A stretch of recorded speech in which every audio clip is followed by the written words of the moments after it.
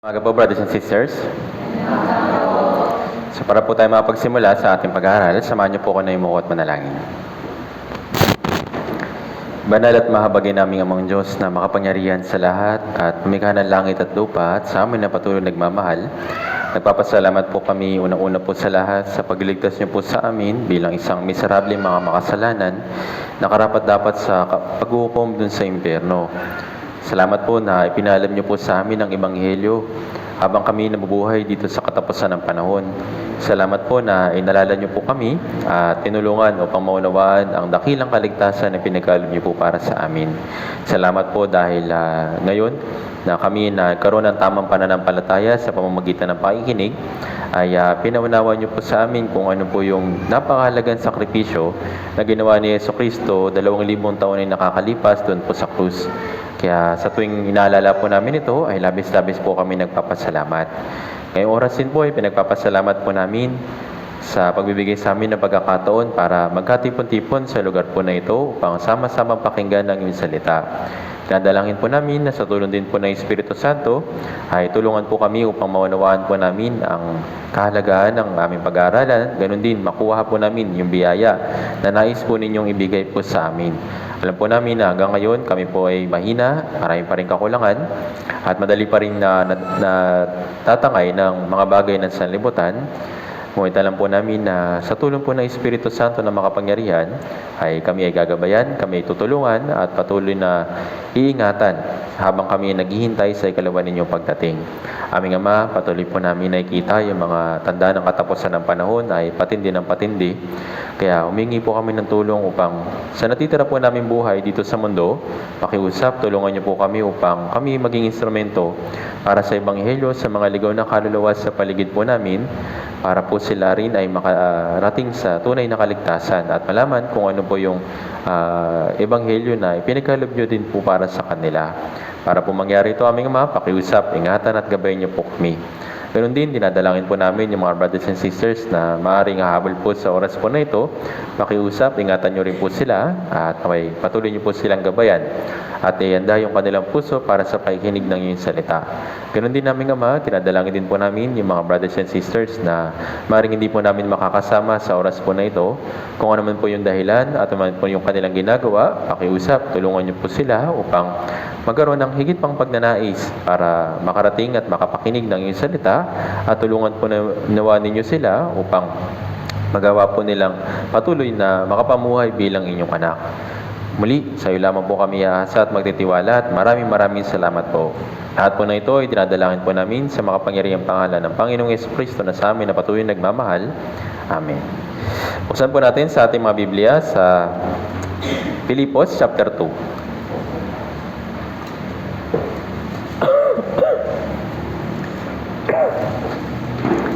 Filipos chapter 2, babasahin po natin yung verse 1 hanggang 2.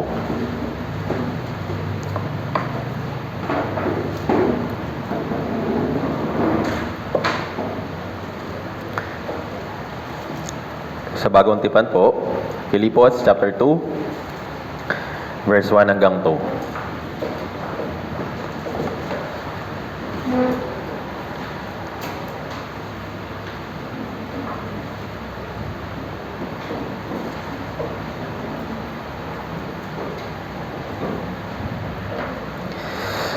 Okay, kung nakita na po, babasahin po natin ito ng sabay-sabay at dahan-dahan. Filipos chapter 2, verse 1 hanggang 2, 3 to 1. Kaya nga, kung mayroong anumang kasiglahan kay Kristo, kung mayroong anumang kaaliwan ng pag-ibig, kung mayroong anumang pakikisama ng Espiritu, kung mayroong anumang pagkagiliw at habag, ay lubusin ninyo ang aking tuwa sa pagkakaroon ng gayunding pag-iisip, magtaglay ng gayunding pag-ibig na magkaisa ng diwa at may isa lamang pag-iisip. So muli, magandang umaga po brothers and sisters. Kamusta po kayo? So dahil sa biyaya ng Diyos, patuloy po tayo nakakatanggap ng maraming pagkakataon para mapakinig ng kanyang salita. At ngayon, pag-aaralan po natin yung kanyang mensahe dito po sa aklat ng Filipos. So konting background, yung aklat po ng Filipos ay isinulat ni Apostol Pablo. Hindi malinaw kung kailan yung year ng pagkakasulat ni Apostol Pablo. Pero sa likod ng mga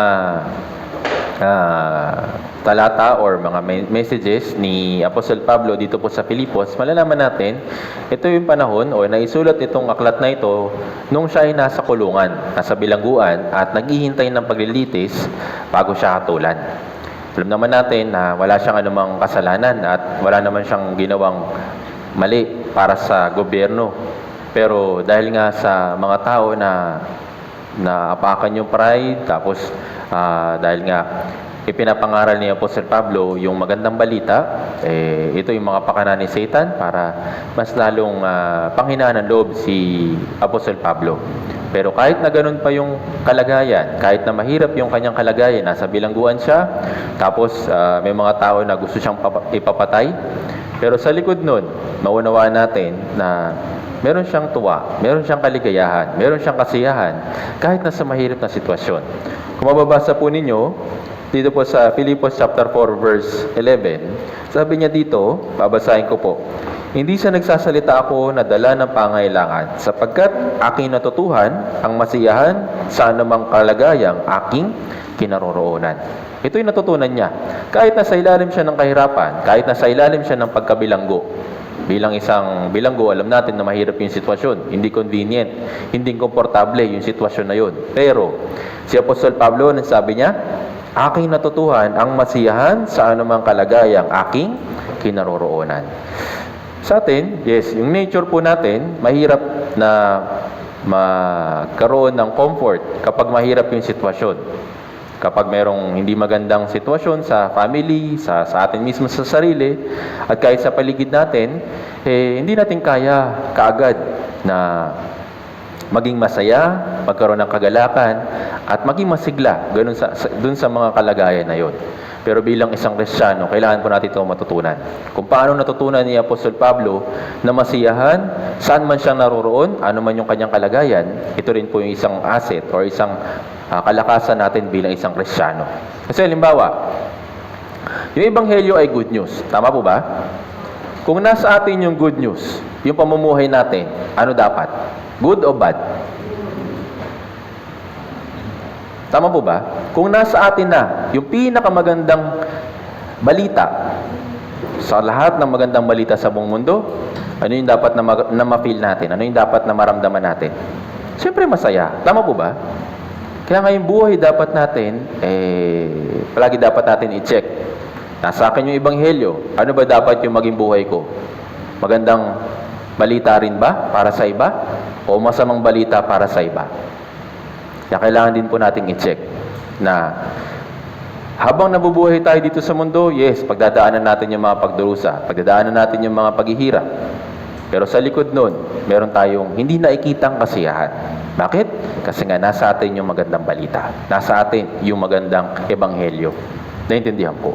Kaya si Apostol Pablo, kahit na mahirap yung sitwasyon niya, natutunan niya yung masiyahan sa anumang bagay o anumang kalagayan na kanyang kinaroroonan. At siya, bilang isang apostol, bilang isang instrumento ng Diyos, nais niyang tulungan yung mga brothers and sisters sa Filipos na magkaroon din ng ganitong klaseng pag-iisip.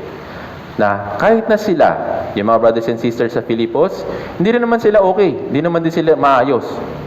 Nais niya na kahit na sa mahirap na sitwasyon, gusto niya natulungan yung mga brothers and sisters na magkaroon ng kagalakan. Matuwa, magkaroon ng kasiyahan. Sabi nga dito sa verse 2, ay lubusin ninyo ang aking tuwa sa pagkaroon din ng gayon ding pag-iisip. Imaginin po natin, di ba? Isipin po natin, merong isang brothers and sisters na nakakulong. Halimbawa lang, nakulong dahil sa anumang incident. Tapos sinulatan ka. Sabi niya, brother, sister, sana magkaroon ka ng tuwa kung ano yung katuwaan na meron ako. Kung matatanggap po ninyo yung sulat na yon, ano pong first impression po ninyo? Nakakulong ka na nga eh. Gusto mo ba na maging malamdaman ko kung ano yung nararamdaman mo? Mahirap nga yun eh. May isip natin, yes, parang absurd, parang kalokohan at parang malabo yung matuwa sa ilalim ng kahirapan. Pero bilang isang Kristiyano, ito rin po yung isa sa kailangan natin matutunan. Magkaroon ng kagalakan kahit sa anumang sitwasyon. Kaya minsan, dito tayo inuusig. na nakikita na ng mga tao na meron tayong kahirapan, meron tayong mga kaguluhan, meron tayong mga pagdurusa sa Christian life natin, tapos nagagawa pa rin nating magbasa, nagagawa pa rin natin manalangin, nagagawa pa rin natin maipakita yung kagalakan. Isip nila, talaga mga baliw talaga itong mga ito eh. May nakikinig dyan sa Philippine Life Word Mission, mga baliw yan. Nahihirapan na, nagdurusa na, tapos masaya pa. Yes, hindi kasi nila naiintindihan kung ano yung kagalakan na meron tayo. Naiintindihan po. Malalaman din nila yung kapag sila ay naligtas. Naiintindihan po. Actually, swerte nga tayo eh. Na tayo yung nakatanggap ng kapayapaan na hindi na kailan naman mawawala. Doon sa mga tao sa labas, pansin po ninyo, palagi nilang hinahanap yung kapayapaan, pero kailanman hindi rin natatagpuan. Tama ba? Minsan, hinahanap nila yung kapayapaan sa isang tao. Minsan, hinahanap nila yung kapayapaan sa isang lugar. Minsan, hinahanap nila yung kapayapaan sa mga material na bagay. At least, makuha na nila yung kapayapaan, yung peace, dun sa mga bagay na yun. Pero hanggang kailan? Diba? Sarap sa pakiramdam. Pag dumapo na yung sweldo, para bang wala kang problema eh. Tama ba? Sarap-sarap sa pakiramdam kapag hawak pa natin yung pera, yung mga material na bagay, ganyan. Pero pag unti-unti nang nawawala, yan. Nawawala na rin yung ating kapayapaan. Tama po ba?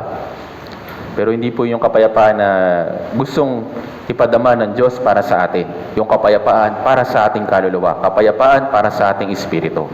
Naintindihan po. Meron po ba kayo nito, brothers and sisters? Meron po ba? Parang di halata.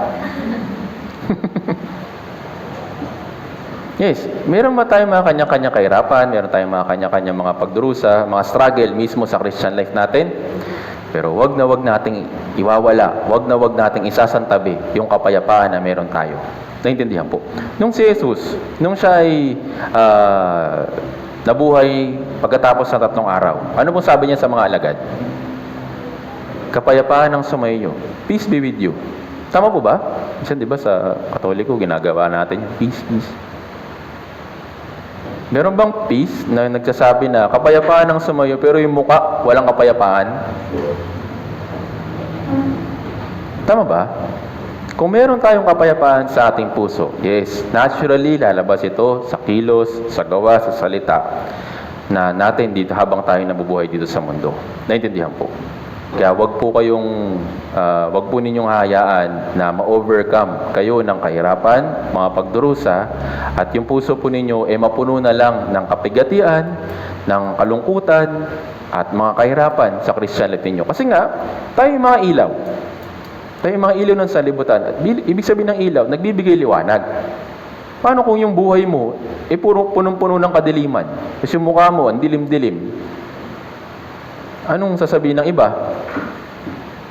Tama po ba? Kaya kahit na sa anumang sitwasyon, palagi natin tatandaan, meron akong kapayapaan na wala yung iba. Meron akong, kung ano yung meron ako, na salita ng Diyos, brothers and sisters, in church, lalo na yung Ebanghelyo, ito yung mga bagay na wala sa iba. Kaya maswerte tayo eh. Naintindihan po. Kaya, si Apostol Pablo, natutunan niya yung masayahan sa kung saan man siya naroroon. Imagine po ninyo, nasa bilangguan na siya. Tapos ang message pa niya, sabi niya, lubusin ninyo ang aking tuwa. Natutuwa na siya na nakakulong siya. At sabi niya sa brothers and sisters, sana kayo din. Naintindihan po. Kaya ito po yung isa sa kailangan po natin maunawaan bilang isang Kristiyano. Sa ating pamumuhay bilang anak ng Diyos, tayo situro sa atin ng Diyos yung lihim na kapayapaan, lihim na kabusugan, lihim na kasiyahan sa likod ng mga kahirapan. Naintindihan po. Nakikita natin ito sa mga sulat ni Apostol Pablo. Kahit si Apostol Pablo, yes, meron siyang sakit physically, tapos yung mga tao sa paligid niya, hindi rin okay sa kanya. Pero sabi niya, yan ang binasa natin dito, meron siyang kasiyahan sa anumang kalagayan na kanyang kinaroroonan. Naintindihan po. Kaya, nais ng Diyos na same thing na matutunan natin habang tayo nabubuhay dito sa mundong ito. At isa pang bagay, nais ituro ni Apostol Pablo yung pagkakaroon ng iisang isip towards sa Diyos. Yes, bawat brothers and sisters, magkakaiba yung isip, magkakaiba yung background, magkakaiba yung tendency, magkakaiba yung instinct. Pero bilang isang Kristiyano, tinuturo sa atin ng Diyos na magkaroon ng isang pag-iisip. Kaya nga, meron tayong slogan, di ba? One mind. Kahit na magkakaiba tayo, ito yung pinapractice natin dito po sa loob ng church. One mind.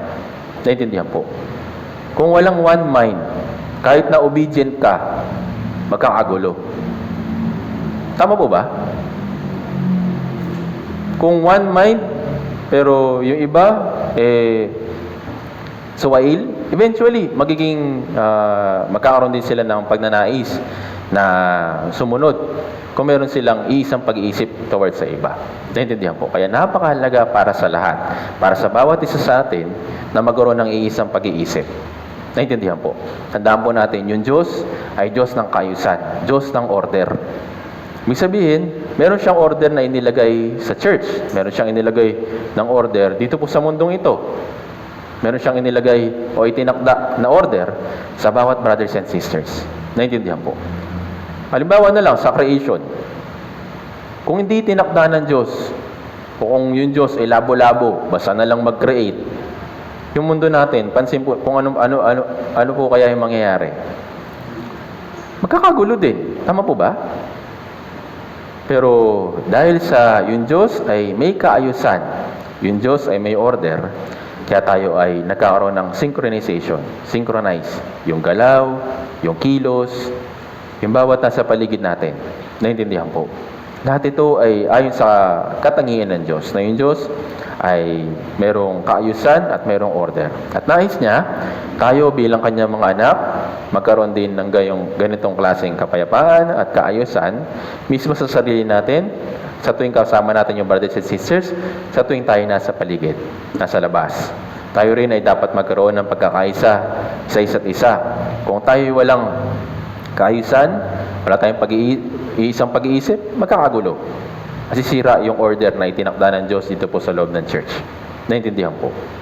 Kaya nga, kailangan natin na matutunan yung isang bagay sa nakapaloob dito po sa mga talata na binasa natin. Sabi nga dito, ulitin ko po, ay sa verse 2, ay lubusin ninyo ang aking tuwa sa pagkakaroon ng gayunding pag-iisip, magtaglay ng gayunding pag-ibig, at magkaisa ng diwa at may isa lamang pag-iisip. Ano yung mga common word na nilagay po dito? Isa. One. Naintindihan po. Yun po yung isa sa kailangan po nating matutunan sa loob ng church. Naintindihan po. Yung pagiging one mind. Si Apostol Pablo, dito po sa loob ng Filipos, hindi rin naging madali para sa mga brothers and sisters na matutunan yung one mind. Kaya nga, nagkaroon ng conflict dito po sa aklat ng Filipos. Basahin natin yung verse 2. Filipos chapter 4 verse 2.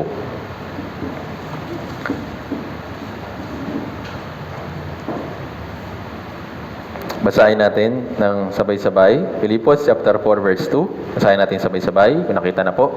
3, 2, 1. Nakikiusap ako kina Euodias at Syntyche na magkaisa sila ng pag-iisip sa Panginoon. So, malalaman natin, meron tayong konting background na maunawaan sa aklat ng Filipos, na sa loob ng Filipos Church, sa dalawang tao na ito, si Euodias at si Syntyche, nagkaroon ng conflict. Kaya sinasabi niya, sinusulatan sila ni Apostol Pablo na magkaisa sila ng pag-iisip sa Panginoon. In Christ, in the Lord. Naintindihan po. Yes, marami tayong iba't ibang mga paniniwala, iba't ibang mga kinasanayan or experiences sa Christian life natin, sa buhay natin. Pero once na tayo ay nasa Panginoon, kailangan magkaroon tayo ng isang pag-iisip. Naintindihan po. Kaya nga sabi dito, na magkaisa sila ng pag-iisip sa Panginoon. Kaya, ano ba yung nagiging dahilan kung bakit nawawala yung one mind sa loob ng church? Meron kang isip, meron akong isip, at kapag hindi yung nagtagpo, walang one mind. Tama ba? Pero ano po yung isang major factor kung bakit hindi nagkakaroon ng kapayapaan, hindi nagkakaroon ng isang pag-iisip sa loob ng church? Ano po? Mas magaling ako sa'yo, sundin mo kung ano yung sinasabi ko. Mas marami akong alam sa'yo, mas matagal na ako sa'yo, alam ko na kung ano yung gagawin ko, bata ka pa. Ano po yung ano pong tendency kapag ganun yung naging puso ng mga brothers and sisters? Wala po talaga magiging pagkakaisa. Tama po ba? Kapag inisip mo na mas mataas ka kaysa sa iba, doon nasisira yung one mind sa loob ng church. Kapag inisip mo na mas marami ka ng alam, mas marami ka na iintindihan, mas matagal ka na sa loob ng church, kailangan mo mag-ingat. Naintindihan po.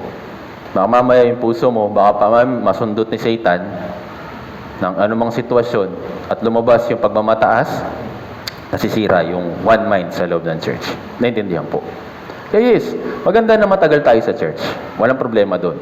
Pero habang tumatagal tayo, dapat yung puso natin patuloy na nagpapakumbaba. Naintindihan po.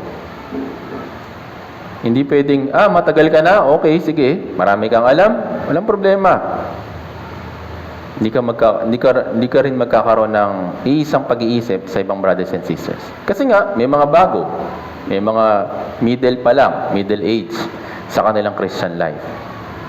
Kaya kailangan tayo mismo magkaroon ng bawat isa ng patuloy na pagpapakumbaba sa ating Christian life. Bakit ba natin kailangan mapagpakumbaba? Kasi nga kailangan ito o isa requirements ito para magkaroon ng one mind. Kung walang pagpapakumbaba, masisira yung one mind sa loob ng church. Naintindihan po. At ito yung isa sa mismong in-example ni Jesus Christ bilang isang mabuting example. Sa Filipos chapter 2, binasa natin doon, balikan natin. Sabi dito,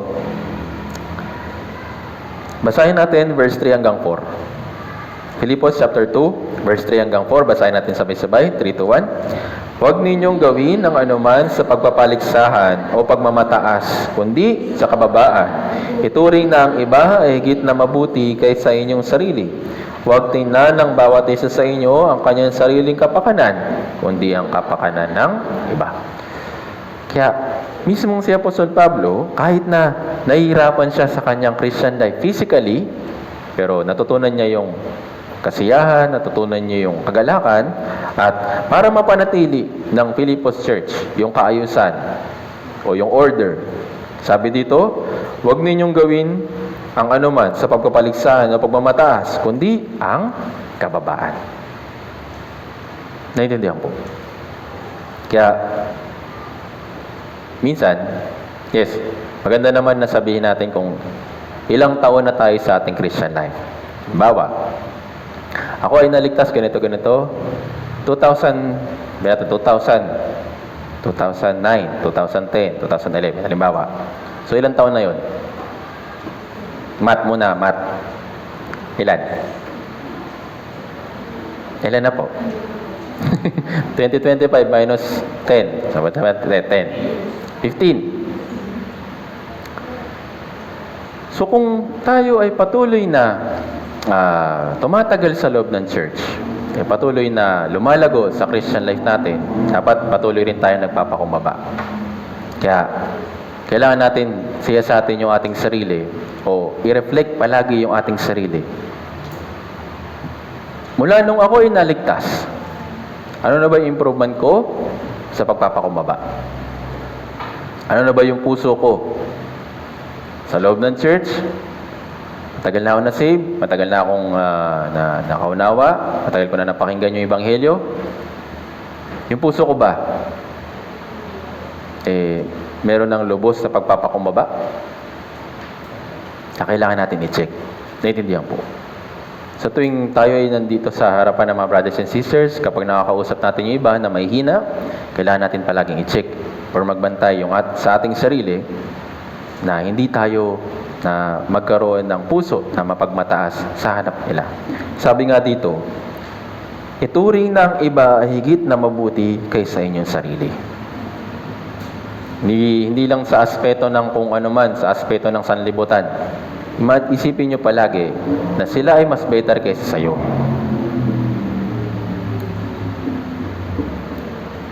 Sino pong mas better kay Pastor Johan Ri?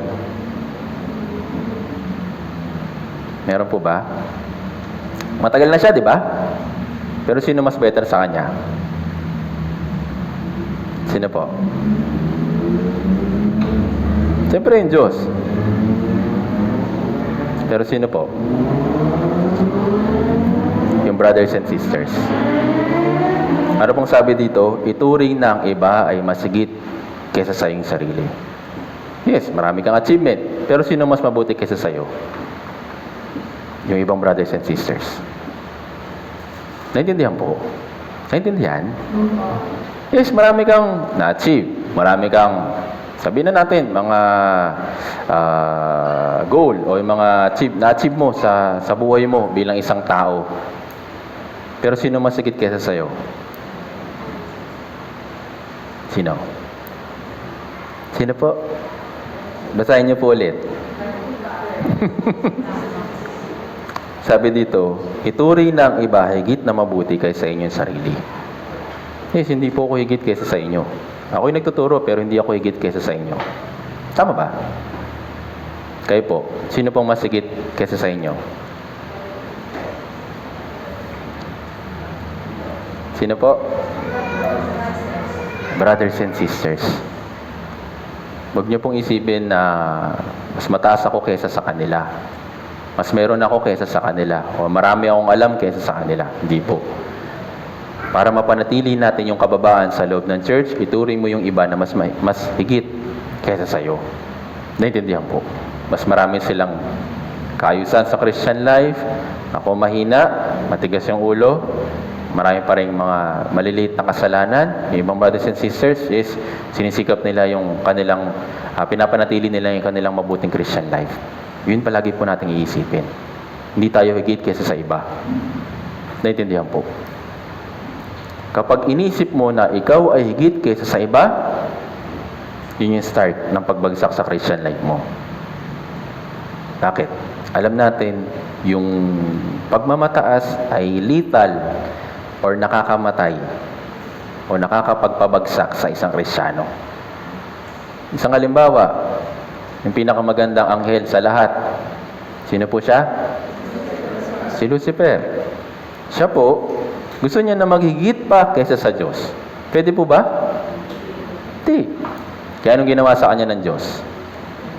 Ibinagsak siya at yung patutunguhan niya, yung pinakamababang lugar sa impyerno. Kung may level yung impyerno, siya na yung pinakamababa. Bakit? Gusto niya maging higit pa kaysa sa Diyos eh. Naintindihan po. Kaya tayo, lagi nating ituring yung ating sarili na mababa sa Christian life natin para mapanatili natin yung puso na maging mapagpakumbaba. Sa panghalimbawa, kapag nag-evangelize. Yes, alam ko po na mahirap mag-evangelize. Mahirap makisama, mahirap mag-invite ng ating mga kapitbahay, mga kaibigan, ganyan, mga kilala. Pero, paano po ninyo na ipapakita yung pagpapakumbaba nyo po sa kanila?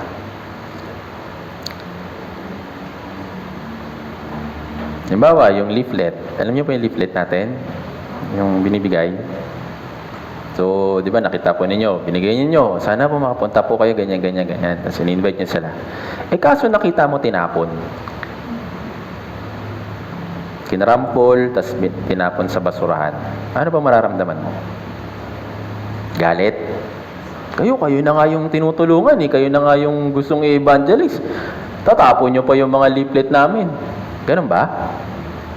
Wag. Ano pong dapat na maramdaman natin? Awa. Naintindihan po. Hindi porket tayo yung naligtas, magiging mataas na tayo kahit na sa mga hindi ligtas. Kaawaan natin sila, kahabagan natin sila. Naintindihan po. Ito rin po yung nangyari sa panahon ni Jesus Christ. Yes, yung mga Pariseo, mga religious leader that time, yes, sinaway niya. Pero higit sa lahat, ano po yung naging feeling niya towards sa kanila? Iniyakan. Ginaawaan. Kinahabagan. Bakit? Kawawa sila. Tama po ba? Kung hindi sila maliligtas, sila yung pinakakawawang tao sa buong mundo. Kahit na marami silang pera, kahit na marami silang kayamanan, sila yung pinakakawawa kung hindi sila maliligtas. Naintindihan po? Kaya nga, wag nating ituring yung ating sarili na higit kahit na sa mga hindi ligtas. Patuloy natin ipagpakumbaba yung ating sarili sa harapan ng lahat ng mga tao. Naintindihan po. Para magawa natin ito, palagi natin isipin, basahin natin yung verse 5. Filipos chapter 2 verse 5, basahin natin sabay-sabay, 3 to 1. Magkaroon kayo sa inyo ng gayon ding pag-iisip na kay Kristo Jesus din naman. Be like Christ mind. Naintindihan po. Magkaroon ng pag-iisip na kagaya ni Jesucristo. Lalo na sa pagpapakumbaba. Kaya nga, kung babasahin po ninyo yung verse 6, 7, and 8, nagpapakita ng malaking pagpapakumbaba ni Jesus Christ na kahit na siya yung pinakamataas sa lahat. Ito sa mundong ito, kinuha niya yung pagiging alipin o pagiging isang slave. Noong unang panahon, yung slave, napakababa ng kanilang tingin. Napakababa ng kanilang status sa lipunan. Kasi nga, alipin lang sila. Pag binenta sila, wala na silang karapatan sa buhay nila. Ganun sila kababa. Pero si Jesus, kinuha niya yon para lang ibaba yung kanyang sarili para maipako doon sa krus at maipakita sa atin yung napakagandang example ng pagpapakumbaba. Naintindihan po. Kung meron tayong pagpapakumbaba na kagaya ng Diyos, kahit sa mga hindi ligtas, mas magiging effective tayo sa pag-evangelize. Kung tayo, yun nga, yung puso natin, mayroong pagmamataas sa iba, habang tayo nag-evangelize, hindi rin sila maniniwala sa atin. Naintindihan po. Madali magpakumbaba dun sa mga tao na gusto sa atin, na may gusto sa atin. O yung okay sa atin, okay yung relatives, yung relationship sa isa't isa. Pero mahirap magpakumbaba sa mga taong galit sa atin. Tama po ba? Ngayon, kanino lang kayo magpapakumbaba? Sa okay sa inyo o dun sa hindi okay sa inyo? Saan po? Pareho. Tama po ba? Kahit na ayaw sa'yo, kahit na inuusig, kahit na sinasabihan ng mga hindi magaganda, kahit tinuturing ka pa nila na pinakamababa sa lahat, huwag magmamataas yung puso. Naintindihan po. Ituring mo na yung iba ay masigit kaysa sa iyo. Kung paanong si Jesucristo nagpakumbaba, kahit dun sa mga umalipusta sa Kanya, kahit dun sa mga yumurak sa Kanya, kahit dun sa mga bumugbog sa Kanya, lahat ng yun ipinagpakumbaba ni Jesucristo kahit na siya yung pinakamataas sa lahat. Naintindihan po. Kaya yung pagpapakumbaba para mapanatili yung one mind sa loob ng church ay napakahalaga. Naintindihan po. Ganun din sa loob ng brothers and sisters. Sa pagitan ng brothers and sisters. May mga brothers and sisters tayo na minsan, para bang walang pakialam sa atin Para bang dumadaan-daan na tayo, wala pa rin pakialam, di man lang tayo binabate, ganyan. Ano pong puso yung dapat na maipakita ninyo, maipakita natin sa mga brothers and sisters na ganun? Hindi ka tumitingin, di wag. Ganun po ba? Di po. Kayo po yung mag-approach. Hindi ako pinapansin itong sister na ito. Siya nga yung papansinin ko. Hindi ako pinapansin ng brother na ito. Siya nga yung papansinin ko. Hindi yung hindi ka na nga pinansin, hindi mo rin papansinin. Naintindihan po. Kapag ganun po, mas lalong lalawak yung ating puso para sa lahat. Tatanggapin natin lahat, yung okay sa atin, pati na rin yung ayaw sa atin. Naintindihan po. Meron pong palaging nire-remind sa amin bilang mga minister na yung puso ay dapat maging kagaya ng isang karagatan. Bakit? Ano po ba yung purpose ng karagatan? Kahit lahat ng basura, tatanggapin niya. Tama po ba? Yun po yung isang function ng tawag nito, ng dagat. Lahat po ng waste, lahat ng basura pumupunta sa kanya. Tapos, siya yung naglilinis, tinatanggap niya lahat. Naintindihan po. Isa sa magandang training para mapanatili natin yung pagpapakumbaba, hindi lang dito sa loob ng church, pati sa bahay. Sa mga mag-asawa po, Tinuturing niyo po ba na yung asawa ninyo ay masigit kaysa sa inyo? O kayo yung masigit sa bahay? O mas great sa bahay?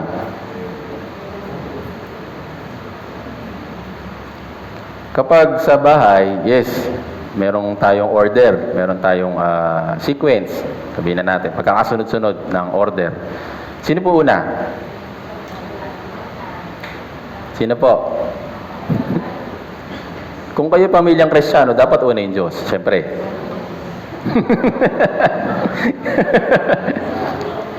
Nasisira agad yung order, ha? Siyempre, Diyos muna. Naintindihan po? Sinusunod? Tatay. Sinusunod? Nanay. Sunod? Mga bata. Minsan, baliktad eh. Paatras. Mga bata yung nasusunod. Tapos minsan, yung nanay yung nasusunod. Tapos yung mga tatay, tahimik na lang. Hindi po ibig sabihin na mawawalan kayo ng dignidad or integrity kapag kayo nagpakumbaba. Wala pong problema doon. Kaya practicein po ninyo sa bahay. Naintindihan po. Sa halimbawa, kapag yung tatay or kaya yung father of the family, meron siyang pagnanais na sumunod sa kalooban ng Diyos. Paano po yung gagawin ng mga family members? Ay, wag na yan. Mahirap yan. Busy ako. Marami akong gagawin sa school. Marami akong gagawin sa kung ano man, trabaho, ganyan. Ano pa mangyayari dun sa alab ng tatay? Pati rin siya maapektuhan. Wala naman palang sumusuporta, di wag na lang. Yun po yung isa sa part natin bilang mga brothers and sisters. Kahit nasa loob ng bahay, suportahan kung ano yung kalooban ng Diyos. Ako po, hindi ko kayang gawin yung kalooban ng Diyos mag-isa. Kaya kailangan ko po kayo. Naintindihan po. Kahit na meron akong material, meron akong mga kagamitan, meron akong lakas, physically, para ipangaral yung Ebanghelyo, hindi ko ito magagawa mag-isa. Tama po ba? Kaya, bawat isa sa atin ay parte para gawin kung ano yung kalooban ng Diyos. Naintindihan po. Bigyan ko po kayo ng halimbawa. Tignan po natin ito. Unang Kronika, chapter 5.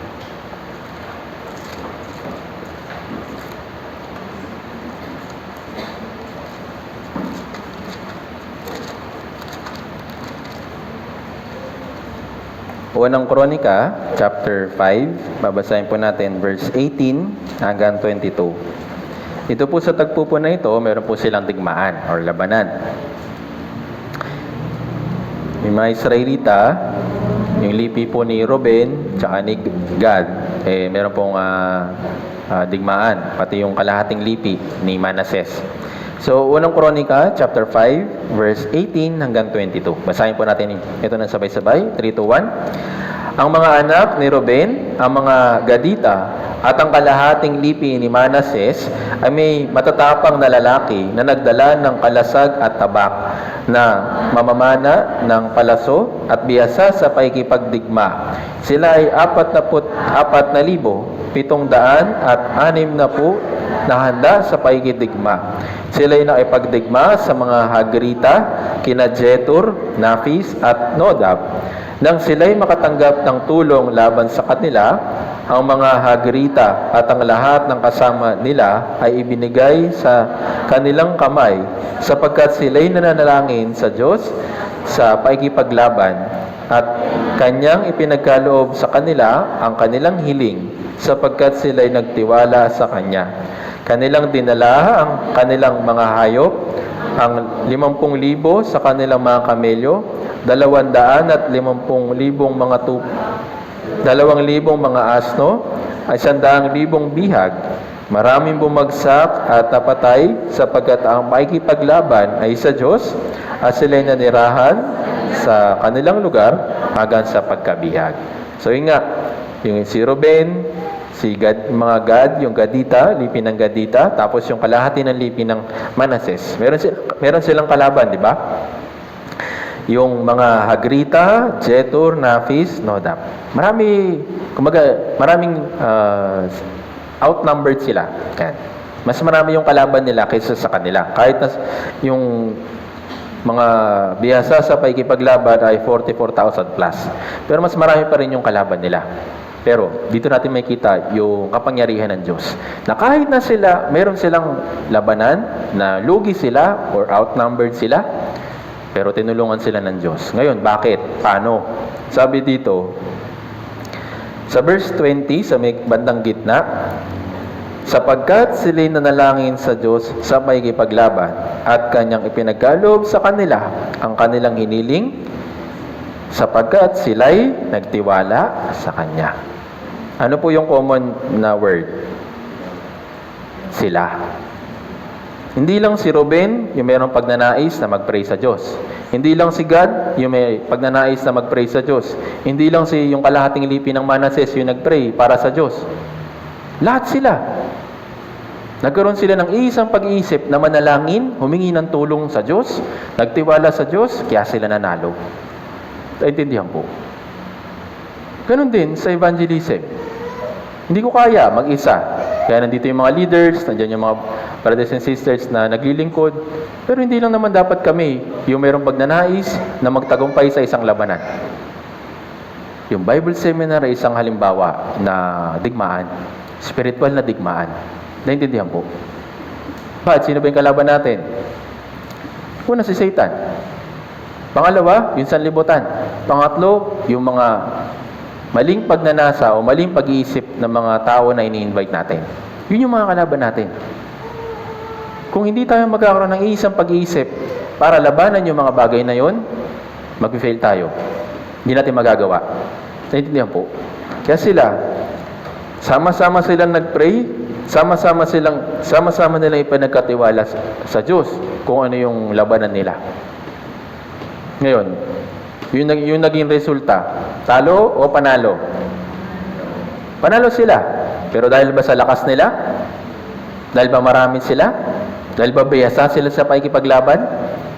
Ano pong sabi sa verse 22? Maraming bumagsak at napatay sapagkat ang pakikipaglaban ay sa Diyos.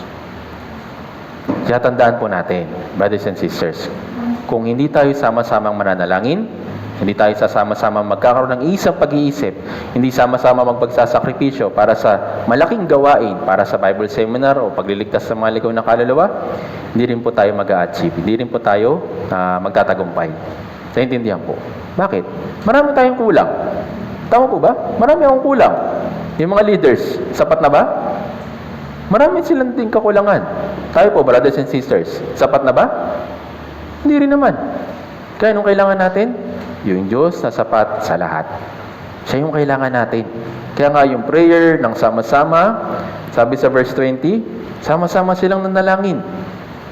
Ibinaba nila yung kanilang sarili na hindi inisip na kaya nila at tumingi sila sa tulong ng Diyos. Sila, hindi po sila mga pipitsuging mandirigma lang. Sila yung mga biyasa, handa sa pakikipagdigma. Pero imagine po ninyo yun. Kahit na ready sila, kahit na equip sila, ano pa rin ginawa nila? Nag-pray. Naintindihan po. Kaya yung sama-samang prayer at isipin na hindi ko kaya mag-isa ay napakahalaga. Naintindihan po. Kaya kung iisipin natin ito palagi, sa isip natin, sa Christian life natin, yes, magkaroon tayo ng isang pag-iisip, magagawa natin yung kalooban ng Diyos. Gaya po ng palagi nating naririnig, yung Bible seminar ay whole operation. Naintindihan po. Ngayon, isa pang magandang biyaya para sa atin. Yung nanalo ay yung naipaglaban 44,000 plus. Pero hindi naman iyon lahat lang na mga tao sa Israel. Yung pinapapunta lang nila sa digmaan, yung mga lalaki 20 years old pataas. Paano yung mga babae? Paano yung mga sanggol? Naghihintay sila sa kanilang pamilya. Nagpipray, sana manalo sila, sana bumalik yung pamilya ko. Kaya yung mga incapable na maipagdigma, hindi sila walang silbi. Nag-pray sila, sama-sama sila nag-pray kahit nasa bahay lang sila para hilingin sa Diyos na manalo yung pamilya nila. Naintindihan po. Ngayon, nung nanalo sila, ang victory lang ba yung sa mga nakipagdigma? Yung family nila, hindi ba nakatanggap ng samsam? Nakatanggap po, hindi? Nakatanggap din. Tama po ba? Kaya yung biyaya ay para sa lahat. Naintindihan po. Yes, may biyaya ako dahil ipinagkaloob sa akin ng Diyos yung pangangaral ng Ebanghelyo. Yung mga tumulong, wala bang gantimpala? Wala o meron? Meron. Tama po ba? Pero merong isang tao na nawawalan ng gantimpala. Sino po sila? Yung hindi nakikibahagi. Naintindihan po. Yes, nagipagdigma yung mga Israelita, lahat sila nagpray, pati yung mga family members nila, yung mga bata, ganyan. Lahat sila, whole operation, yung prayer nila. Then lahat sila nakatanggap. Pero paano naman sa Christian life natin? Ay, wala naman akong invite, kaya hindi na ako pupunta. Pwede po ba yon? Kung gusto mong walang matanggap, okay lang. Pero kung gusto mong may matanggap, kahit na wala kang invite, dali mo yung sarili mo dito sa Bible Seminar. Naintindihan po?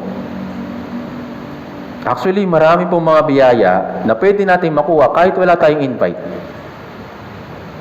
Pagsasakripisyo, pagluluto, pag-a-assist, paglilinis, pagsusundo. Lahat yun ay parte ng Bible Seminar. Hindi lang naman yung mismo nangangaral yung may part. Naintindihan po? Kaya wag po ninyong isipin na, wala akong invite, kaya nakakaya umattend. Hindi na lang ako pupunta. Hindi po. Kasali ka dun sa whole operation na yun. Naintindihan po. Bigyan ko po kayo ng halimbawa. Unang Korinto, tingnan po natin.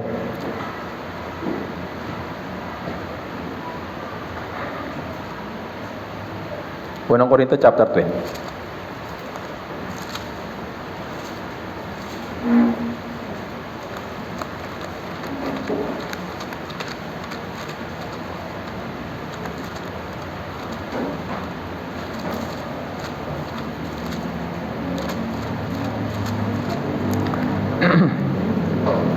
Basahin po natin verse 12 hanggang 22.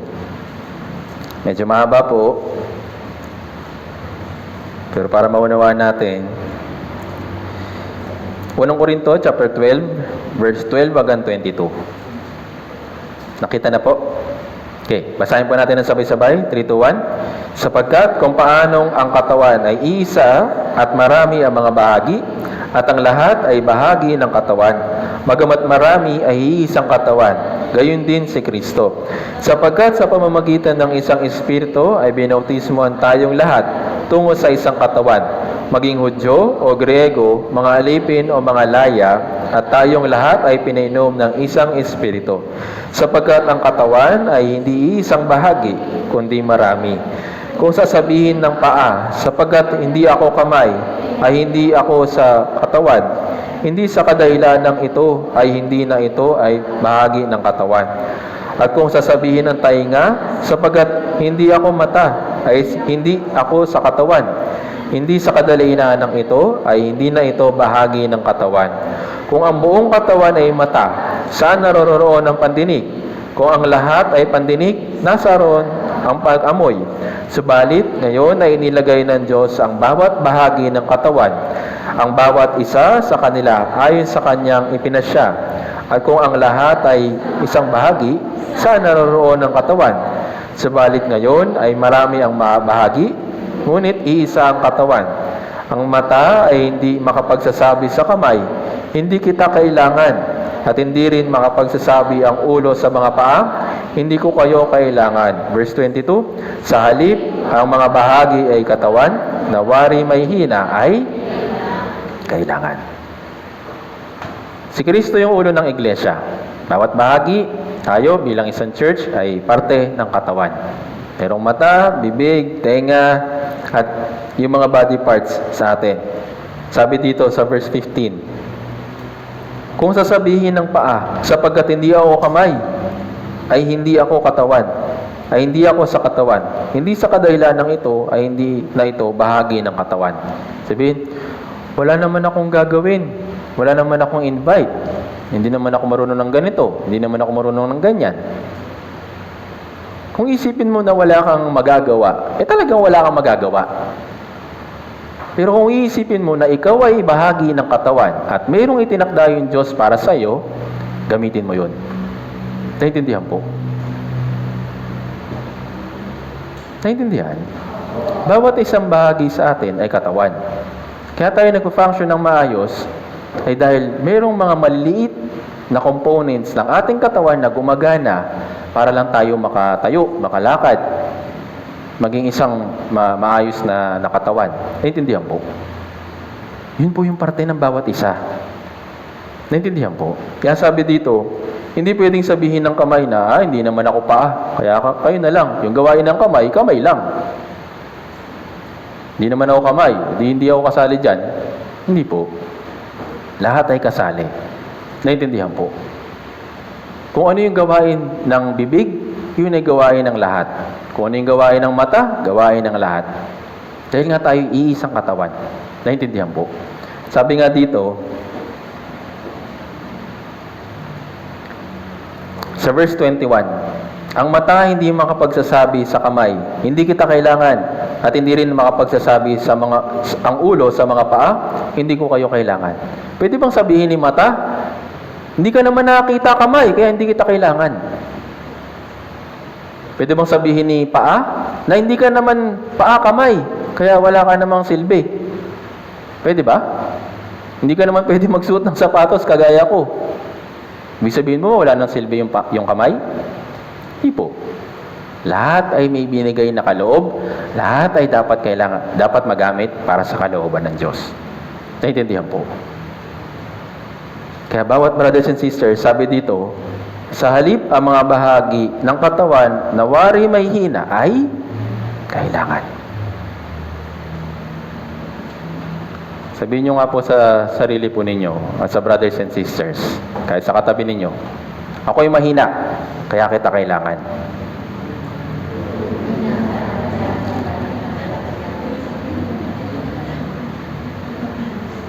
Meron ba? Malakas na ako ito. Malakas na ako. Hindi na kita kailangan. Meron po ba? Wala. Ako'y mahina, kaya kailangan ko kayo. Naintindihan po? Same din yung function para sa katawan. Walang hindi kasali. Naintindihan po? Yung iniisip natin na para bang walang silbi, sa parte ng katawan natin, lahat yun ay may silbi. Naintindihan po? Imagine po ninyo, sa halimbawa na lang sa tenga. Meron tayong mga maliliit na buto sa tenga. Yung mga malalambot na buto. Halimbawa ito. Pansin po ninyo, meron tayong parang makakapa dito na medyo malambot, pero may matigas rin naman. Imagine po ninyo, wala yan. Ganito mo pa ganyan. Walang form. Tapos, paano ka makakarinig na maayos? Tama ba? Maganda ba? Hindi, di ba? Kahit na yung mga litid, yung mga, sabi natin, yung mga parte ng katawan natin, na para bang walang silbi, na para bang okay lang kahit wala, hindi po. Lahat yun ay may silbi. Naintindihan po. Ganon din sa loob ng church. Kaya nga sabi dito, verse 20, subalit ngayon ay marami ang mga bahagi, ngunit iisang katawan. One body, one head. Sa loob ng katawan, maraming bahagi, pero lahat tayo ay kailangan. Basahin natin, verse 23 hanggang 27. Basahin natin sabay-sabay, 3, 2, 1. Ang mga bahagi ng katawan na inakala nating walang kapurihan ay pinagkakalooban natin ng higit na kapurihan. At ang mga kayahiyang bahagi natin ay siyang lalong pinararangalan, na ito ay hindi kailangan ng mga bahagi nating hindi na magaganda. Subalit, binuo ng Diyos ang katawan at binigyan ng higit na kapurihan ang bahaging may kakulangan, upang huwag magkaroon ng pagkakagulo sa katawan, kundi ang mga bahagi ay magkaroon ng magkatulad at malasakit sa isa't isa.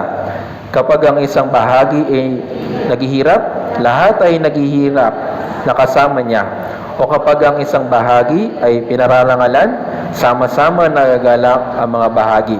Kayo nga ang katawan ni Kristo, ang bawat isa'y mga bahagi. Tandaan po natin, sa lahat ng plano ng Diyos, sa lahat ng kinreate ng Diyos, may kinalaman po para sa church. Kung paano yung universe, may nilagyan niya ng order, sa loob ng church, meron din pong order. Kung paano tayo kinreate ng Diyos bilang isang nilalang or tao, sa loob ng katawan natin, nandun rin yung kalooban ng Diyos. Naintindihan po. Kung paano yung church ay iba't ibang bahagi, pero iisa yung layunin. Ito yung sundin, gawin kung ano yung kalooban ng Diyos. Naintindihan po. Yun, kung gagawin natin ito, yung magiging resulta ay napakaganda sa harapan ng Diyos at lalo na sa mga tao sa paligid po natin. Sabi sa Awit 133 verse 1, di ba? Napakabuti at napakaganda na yung magkakapatid, magkakasama na mumuhay na nagkakaisa. Sa harapan ng Diyos, ito yung maganda. Paano naman sa harapan ng ibang tao? Actually, ito rin po yung maganda. Bakit? Kapag tayo ay nagkaroon ng iisang pag-iisip, ginawa natin yung isang goal natin bilang isang church, mas marami yung mga ligaw na kaluluwa na maliligtas. Ano sabi sa Gawa, chapter 2, verse 46 hanggang 47? Sila'y sama-sama nagtitipon, nagpuputol-putol ng tinapay, sama-sama nagpipray, sama-sama nag-aaral ng salita ng Diyos. Sabi doon, araw-araw na idinadagdag sa kanila yung mga naliligtas. Naintindihan po. Kaya kung gagawin natin yung part natin bilang isang katawan or bilang isang bahagi ng katawan, is magagawa natin yung kalooban ng Diyos. Last time na pag-aralan po natin yung tungkol kay Nehemias, di ba? Si Nehemiah, yes, meron siyang puso na itayo yung Wall of Jerusalem. Pero siya lang ba yung gumawa ng Wall of Jerusalem? Hindi po. Kasama niya yung mga pinuno, kasama niya yung ibang mga Israelita na gawin kung ano yung para sa kanila, para sa Diyos. Tingnan po natin ito. Nehemiah chapter 4.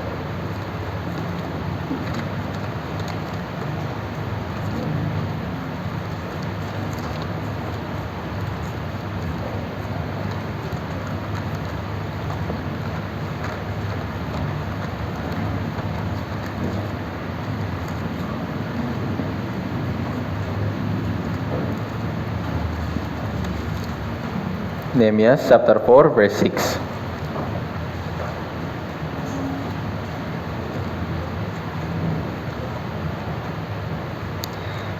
Nehemiah chapter 4 verse 6. Kung nakita na po, basahin po natin ng sabay-sabay, 3 to 1. Kaya't aming itinayo ang pader at ito ay napagdugtong hanggang sa kalahati ng taas na yun, sapagkat ang taong bayan ay may isang pag-iisip sa paggawa. Mayroong iisang pag-iisip para sa isang goal. Ano po yun? Itayo ulit o rebuild yung wall of Jerusalem. Naintindihan po. Dahil nga sila mayroong isang pag-iisip na gawa nila, natapos po nila sa loob ng 52 days. Hindi po maliit yung wall of Jerusalem at hindi rin po kaunti. Doon sa palibot ng Jerusalem, meron pong 10 gates. At bawat gate, meron kanya-kanyang pader. Yun po ay binuo nila sa loob ng 52 days. Hindi po bakod lang yung ginawa nila. Baka isipin po ninyo, yung bakod na pwede lang lampasan. Hindi. Isang mataas na pader. Lahat po yun ay ginawa nila dahil nga, o nagawa nila, dahil sa tulong ng Diyos, dahil nga nakita ng Diyos, yung isang pag-iisip na, at isang layunin ng kanilang gagawin. Tingnan po natin. Chapter 5, verse 15 hanggang 16. Basahin natin na sabay-sabay, 3 to 1. Ang mga dating tagapamahalang nauna sa akin ay nagpataw ng mabigat na pasanin sa taong bayan at kumuha sa kanila ng pagkain at alak bukod sa 4 siklong pilak. Maging ang kanilang mga lingkod ay nagmalupit sa taong bayan. Ngunit iyon ay hindi ko ginawa dahil sa takot sa Diyos. Itinalag ako ang aking sarili sa gawain sa pader na ito at hindi bumili ng lupain, at ang lahat ng aking mga lingkod ay nagtipon-tipon doon para sa gawain. Isa rin po magandang puso na makikita natin kay Nehemias. Sabi niya, itinalag ako ang aking sarili sa gawain sa pader. Brothers and sisters, Tayo po ay Santa Rosa Church. Hindi ko po ito church. Church ito ng Diyos at ito ay pinagkaloob sa atin bilang para magamit, para sa kalooban niya, para mas maraming mga ligaw na kaluluwa yung maligtas ito po sa lugar po na ito. Kaya ako, itinalaga ko yung sarili ko para sa gawain na ito. Pero paano naman po kayo, brothers and sisters? Check niyo po yung puso po ninyo. Ako rin ba? Merong ganitong klaseng pag-iisip para ma-build yung Santa Rosa Church? O okay na ako sa sarili ko? Imagine po ninyo, itong Santa Rosa Church ay isang pader. Bawat bahagi ay bricks. Kung yung bricks ay sama-samang mag-i-stack or magsama-samang magkakaroon ng shape, magiging isang matibay na pader. Tama po ba? Kung yung bawat isa sa atin ay magkakaroon ng puso na itatalaga ko yung sarili ko para buuin, itaguyod, itayo itong Santa Rosa Church para mas marami kami mga ligaw na kaluluwa na maligtas, tutulungan tayo ng Diyos. Naintindihan po. Tandaan po natin, yung gawain ng Diyos, magagawa o mangyayari sa pamamagitan ng brothers and sisters. Hindi po maggagawa ng himala yung Diyos na kahit na wala tayong gawin, tapos tutulungan niya yung mga ligaw na kaluluwa na maligtas, hindi po siya gagawa ng ganon. Yung Diyos po hindi po lumalabas sa realidad. Kaya para mangyari yung kalooban niya, nandito tayo. Naintindihan po. Nandito yung salita niya, nandito yung mga naglilingkod. Para mangyari yung kalooban ng Diyos. Kaya kung hindi natin itatalaga yung ating sarili, hindi natin magagawa kung ano yung tungkulin na ibinigay ng Diyos para sa atin. Naintindihan po. At isa pa, sabi dito, itinalagay niya yung sarili niya, tapos hindi siya bumili ng lupain. Bakit hindi siya bumili ng lupain? Maganda yung lupain, di ba? Pwede niyang tirahan, pwede niyang pagtaniman, pwede niyang dun siya manirahan, ganyan, at dun yung pamilya niya. Bakit? Ba't di siya bumili? That time. Bakit po? Kasi ba mahal? Hindi po. Dahil hindi yun yung priority niya that time. Ibig sabihin, may priority tayo bawat isa. Naintindihan po? Ito po yung gawin yung kalooban ng Diyos kasi nga tayo bahagi ng isang katawan. Ano po yung priority natin dito po sa mundo? Ano po yung purpose kung bakit hanggang ngayon buhay pa tayo? Para tulungan yung mga tao sa paligid natin para sila ay maligtas. Naintindihan po? Ngayon, kung tayo ay merong iba't ibang curriculum, iba't ibang mga gagawin, bukod dun sa gagawin natin na kalooban ng Diyos, mahati yung puso natin. Tama? Kaya, for the meantime, isinantabi niya muna yung lupain na para sa kanya, na para sa sarili niya, para gawin lang yung lupain, para gawin lang yung pader. Naintindihan po? Hindi naman sinabi ng Diyos na hindi na tayo mag-aral, hindi naman sinabi ng Diyos na hindi na magtrabaho, hindi na gawin kung ano yung mga kailangan dito sa mundo. Hindi naman yun yung sinabi. Pero dahil nga meron tayong iisang gawain, iisang tungkulin, huwag natin ipagpapaliban yung napakalaking tungkulin na ito. Hindi pwedeng, ay, pasensya na, hindi po muna ako makakasali sa mga gawain kasi ganito, kasi ganyan. Yes, ako po maiintindihan ko po kayo kasi nga mahirap yung buhay dito. Pero palagi yung tatandaan, maiintindihan kaya ako ng Diyos. Yes, yung Diyos, mahabagin, mapagpakumbaba, maintindihan ka niya, kaya nga naghihintay siya sa'yo. Palagi kanyang hinihintay sa anumang gawain na itinakda ng Diyos para sa'yo. Tayo nga pag ini-Indian, sama-sama yung loob. What more pa kaya kung i-Indianin natin yung Diyos? Okay lang ba sa Kanya? Okay lang sa Kanya kasi nga mapagpakumbaba siya. Pero hanggang kailan natin siya i-Indianin? Hanggang kailan natin uunahin yung mga bagay ng sanlibutan? Ayun, sa panahon natin ngayon nakakalungkot po. Yes, yung mga tao, mas lalong subsub sa pagtatrabaho, subsuban sa pagkita ng pera, hindi nila iniisip yung ano ba yung mga bagay na mas mahalaga para sa kanila. Mas okay na sa kanila. Mayroong bahay, maganda yung negosyo, okay na yung pamilya, walang problema.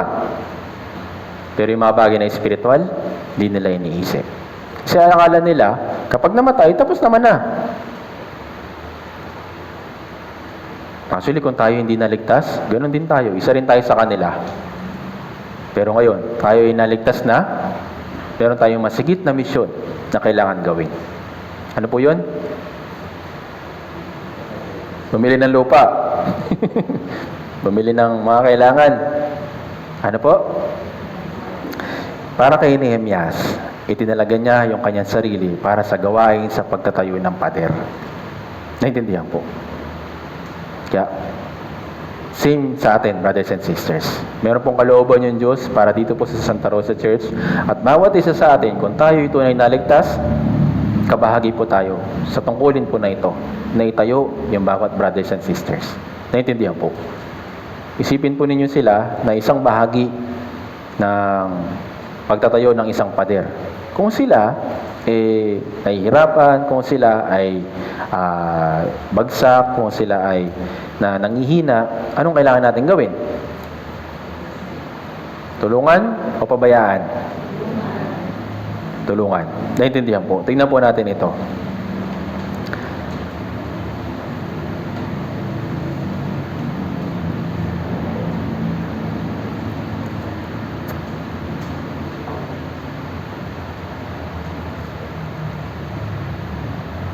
First Peter chapter 3.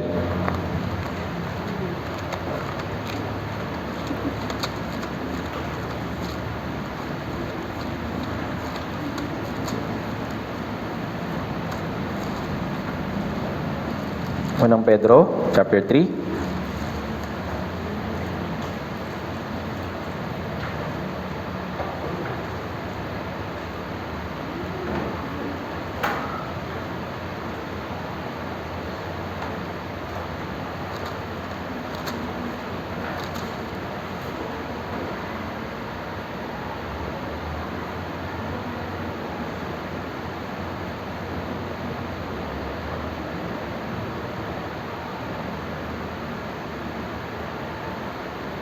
Ayan po.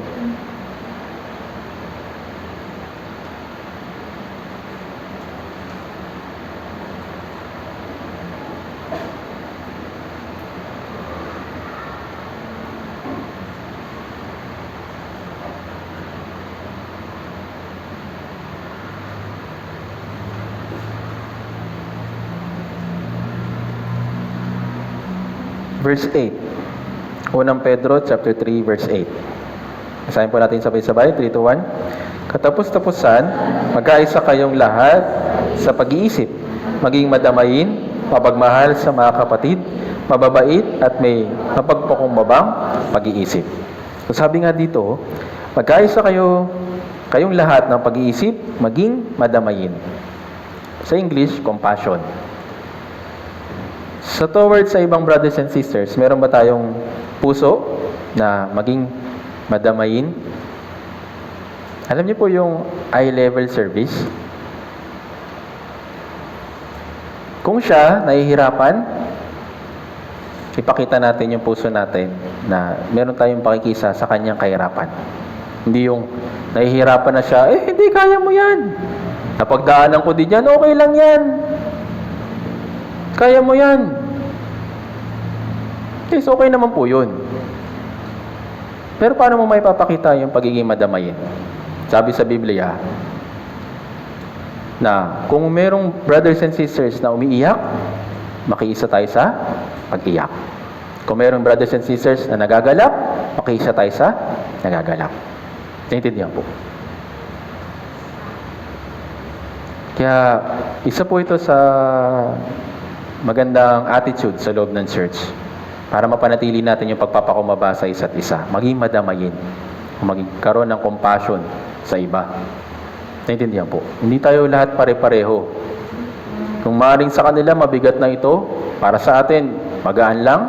Pero hindi ibig sabihin na iangat natin yung sarili natin sa kanila para sabihin na, okay lang yan. Minsan may mga brothers and sisters po na hindi naman kailangan yung ating comment. Ang kailangan niya, yung compassion. Naintindihan po. Ang kailangan niya, karamay. Hindi taga-komento, hindi taga-saway. Unahin muna natin yung maging pagkakaroon ng compassion sa iba bago natin ipakita yung kung ano mang gusto nating ipakita sa kanila. Sabi nga dito, maging madamayin, mapagmahal sa mga kapatid, mababait at may mapagpakumbabang pag-iisip. Naintindihan po. Kaya para mapanatili natin yung pagkakaisa sa loob ng church, isa rin po ito sa kailangan natin. At higit sa lahat, yung one mind, hindi magiging one mind kung walang pag-ibig ni Kristo. Naintindihan po. Kahit nga sa liwanag yung liwanag dilim, pwede mo bang pagsamahin? Hindi, maglalaho yung dilim. Tama po ba? Kung parehong liwanag, pwede o hindi? Pwede. Tama po ba? Pareho sila liwanag Kaya same din sa brothers and sisters. Kaya, para tayo magkaroon ng bond sa isa't isa or yung dikit sa isa't isa, kailangan natin yung isa pang ingredient. Bukod sa compassion, pag-ibig sa kanila. Hindi po ito makalamang pag-ibig Kaya nga nang sinabi dito, pagmamahal sa mga kapatid. Brotherly love. Naintindihan po. Ituring sila na kapatid. Kahit hindi kamuka, pero ituring na kapatid. Naintindihan po. Kasi kung isipin natin na iba sila kesa sa atin, tapos mahayaan lang natin sila, hindi po natin mapapanatili yung pagkakaisa sa loob ng church. Naintindihan po. Magkakawata-wata, magkakaroon tayo ng conflict sa isa't isa. Naintindihan po. Kaya, sabi dito, magkaisa kayo sa isang pag-iisip, maging madamayin, mapagmahal sa mga kapatid. Brotherly love. Naintindihan po. Tandaan po natin na yung pag-ibig, yung pinakadakila sa lahat. Marami kang alam, kung wala kang pag-ibig, wala pa rin silbi. Marami kang kaya, pero wala kang pag-ibig sa iba, wala ka pa rin silbi. Naintindihan po. Kaya, palagi natin tatandaan, yung same love na ibinigay ng Diyos sa atin, itong same love din na ito, ipapakita natin sa brothers and sisters. Si Jesus, wala siyang, ang tawag dito, itinangi, yung hindi sinali. Yun. Lahat tinanggap niya. Tama po ba?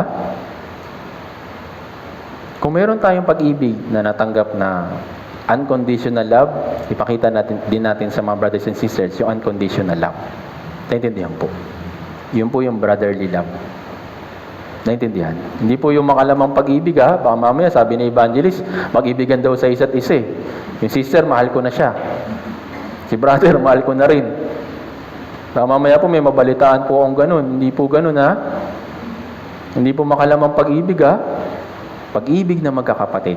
Naintindihan po. Aalagaan, tutulungan, gagabayan. At syempre, i-encourage sa kanilang Christian life. Naintindihan po.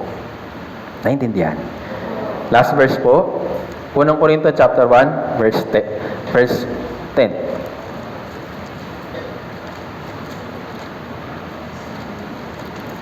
Unang Korinto, chapter 1, verse 10. Kung nakita na po, basahin po natin ng sabay-sabay. 3, 2, 1. Mga kapatid, ngayon ay nananawagan ako sa inyo sa pamamagitan ng pangalan ng ating Panginoong Jesucristo na kayong lahat ay magsalita ng isang bagay lamang at huwag magkaroon sa inyo ng mga pagkakabahagi, kundi kayo'y magkaisa sa isang pag-iisip at layunin lang. One mind at one goal. Para po sa Philippine Lifeword Mission, ano po yung mission po natin o yung goal natin this year? Efeso chapter Naku, nakalimutan na. Ipapapaskil ko na lang po Ipapagawa po ako ng tarpaulin. Efeso chapter ano po? Tingnan na lang natin. Grabe naman kayo. Nakalimutan na agad. Efeso chapter 3 verse 20. Nakalimutan nyo na kaagad Efeso chapter 4 verse 20. Basahin po natin ng sabay-sabay. 3, 2, 1. Ngayon, sa Kanya na makakagawa na higit na sagana kaysa lahat ng ating inihiling o iniisip, ayon sa kapangyarihang gumagawa sa akin. Akin ba? Atin. Bawat isa sa atin. Kapag merong bond, merong pag-ibig, merong isang layunin, isang pag-iisip, mangyayari yung kapangyarihan na gagawa sa loob ng church, dito po sa Santa Rosa Church. Naintindihan po. Kaya nawa, brothers and sisters, practice po natin yung one mind at one love o brotherly love dito po sa loob ng church. Tayo pong lahat ay umuko at manalangin. Banal at mahabagin naming Amang Diyos, nagpapasalamat po kami sa mga salita na ipinag-aralan po namin sa araw po na ito patungkol po sa pag-ibig at pagkakaisa. Humingi po kami ng tulong aming Ama na alam po namin na meron pa rin po kaming puso na pagiging makasarili at puso na hindi umiibig ng unconditional sa mga tao sa paligid po namin. Kaya nawa, pakiusap, tulungan niyo po kami ng masigit pa upang matutunan po namin yung pag-ibig na kagaya po sa Panginoon. Hindi po namin ito magagawa ng mag-isa, kaya pakiusap, tulungan at gabayin niyo po kami. Sa natitira po naming fellowship at natitira po namin schedule para sa araw po na ito, pakiusap, ingatan at gabayin niyo po yung bawat isa. Muli, maraming salamat po. Lahat po na ito ay dinadalangin po namin sa mga pangyarihang pangalan ng Panginoong Jesucristo. Amen. Salamat po.